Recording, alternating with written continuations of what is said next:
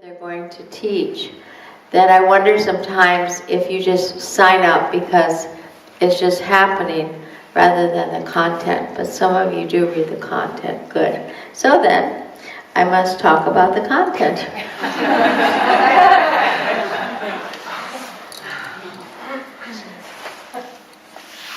Actually, it's the 10 sacred secrets of success. But they must, in order to live those, you have to live the 5 sutras, or the 5 laws for the Aquarian age. And once you perfect those, the 10 sacred secrets just fall into place. Start with a story, you'll see. Yes, maybe it's true, maybe it's not. But stories, it doesn't really matter. If they bring you to your heart, if they bring you to a remembrance of truth, does it really matter if it's factually true? If it brings us to something that touches us so closely. From what I understand, I think I need new batteries.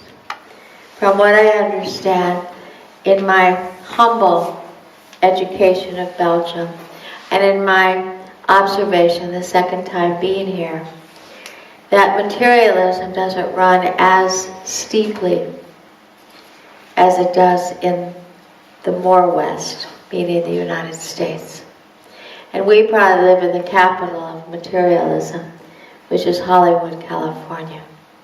For the power, he's just changing the batteries. It may not be just for money, but it is for fame. Fame often aligns with fortune. It is wanting the outside to claim to you that you are loved. And it will never happen. And we watch the really sad stories of so many movie stars, so many businessmen that in this last couple of years, and even with the Great Depression, just jumped off buildings. They had everything, they had so much. But the fear of losing it, or even possibly having lost it, they felt so empty that they just killed themselves. We have so many people, if they're rock stars, if they're famed through usually the motion picture industry, go on drugs. Oh, we're going to find another spot for you. Yeah. And they become addicted on things as far injurious as heroin. So obviously, they didn't get their fulfillment from the outside. And perhaps we're not movie stars or stockbrokers, and we just have maybe more humble jobs. But yet, if we align our lives and our identity with our occupation, you will never find fulfillment. You're a doctor, even as a mother. If you align your identity with your children, you live for your children, you live through your children, you will never find your true identity, your true fulfillment, because they will leave home. We all people come, people go. But we all slip into it because it's what everybody has told us to do, and it's what everybody else does.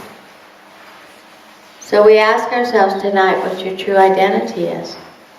And what is your definition of success? And are you walking on that path towards your success? Or are you going to wait until something happens, till the kids grow up, till you find a mate, till you make a certain amount of money, on and on and on. And then you'll get down to what your heart really knows that success is, that fulfillment inside of you. So with the prayer tonight, that we will transport ourselves into that experience of what this success is, and almost reset ourselves tonight in the path. Maybe you're walking the right path, but perhaps it needs to be tweaked a little bit. Or you need to reestablish it a little bit, or remember. You know, the story of sugar. It's a pretty interesting thing, and maybe we've all experienced it. Oftentimes, we decide, or at least in America that we're going to go on a cleanse, we're going to go on a fast, we're going to do something to clean our bodies out. And we're going to cut out sugar. Because sugar has really taken over our lives. Whether it's in chocolate or sugar or cakes, cookies, it doesn't matter. And you start seeing that you're just thinking about sugar all the time. And you also may start to be shaky and acting erratic from so much sugar. And then maybe even your doctor says, you know, you could be diabetic if you don't watch yourself. Cut out the sugar. So you say, okay, this is it. So you cut it out, you're doing so good, you feel so great. You're on the path of no sugar. And you know it's the right path, it feels so good. And then Christmas comes. And oh, well, it's Christmas. And then you're at the party and someone offers you a nice cookie or a nice piece of chocolate and you know it has sugar in it, but just one, you know. It's the holidays. And then the next day, the next party, the next office party, whatever it is, people. And pretty soon, by January 1st, you're back heavy duty on your sugar again. It happens to all of us. That's a simple example. And this is part of the journey. This is part of the journey of spirituality. It isn't once you make the decision in your mind, you're just going to walk straight and narrow. You'll do the dance. You'll go in and out. You'll experiment. Perhaps you decided not to drink alcohol. So you're doing really well. Maybe you're even in 12-step, which I pray is quite prevalent here, I hope. So that you get a sponsor, you work the steps, and you're really going towards your true destination. And then you slip. And they say in 12-step that the greatest growth is when you do slip. Because you get to experience again your pain. You get to experience again what it's like to be that which you don't want to be. And also, it brings a great amount of compassion for others. You find, oftentimes when you make a decision and you go straight forward in whatever you noted as success, and you don't falter left or right, you just did it. No problem. I did my 40-day meditation. I went off sugar. I'm running every day. I'm on and on and on. Sometimes the ego gets so big, like I'm the best, I have the best discipline, look at me, like that. And then what happens, God says, forget it. And you're down on the ground again with everybody else. The compassion that comes is unbelievable. Where perhaps you wouldn't have gained that if you don't fall. But how fast can you get up? That's the big one. We all fall. We all go down. We get back up. It's 2 steps forward, 1 step back, we say. There was a book written in the 60s. It's called Been Down So Long It Looks Like Up to Me. Is any of you there? It's been down so long, been on a, whatever your addictive behaviors are, that it seems normal. We all have them, and there's no judgment. There's no right or wrong, good or bad. It's a path. It's a destiny. We're human. But as I talked this morning, that the soul has no marks on it, it has no blemishes, the soul has no scars. The soul has no history. The soul has no brain that collects all the data that creates judgment, discrimination, and separation. The soul is pure. And that's in each and every one of us. There's nobody on this planet Earth that doesn't have a soul. And that soul, by definition, is light. It's pure, pure, pure light. And we all have it. How covered it up it is usually your karma. But we can reverse our karma through grace. We can reverse our destiny of what could have happened. And I find Kundalini Yoga one of the best ways to turn that karma around, to clean it up, to walk forward, because you have tools.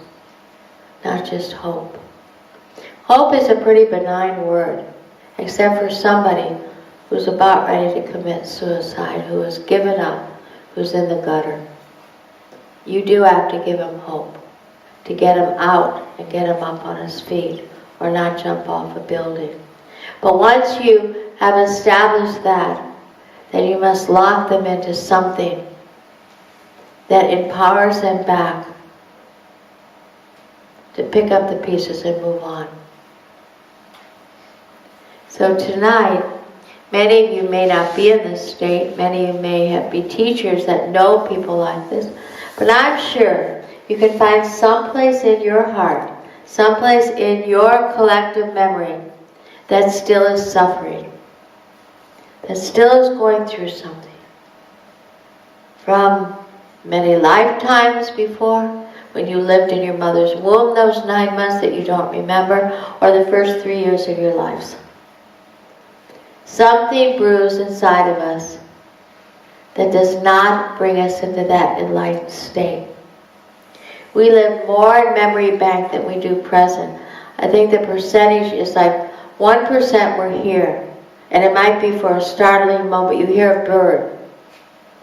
And it lifts you out of every memory bank. But then you go quickly back to a memory bank, perhaps, what is that bird? What's its name? Or historically, you might remember as a child that bird sound.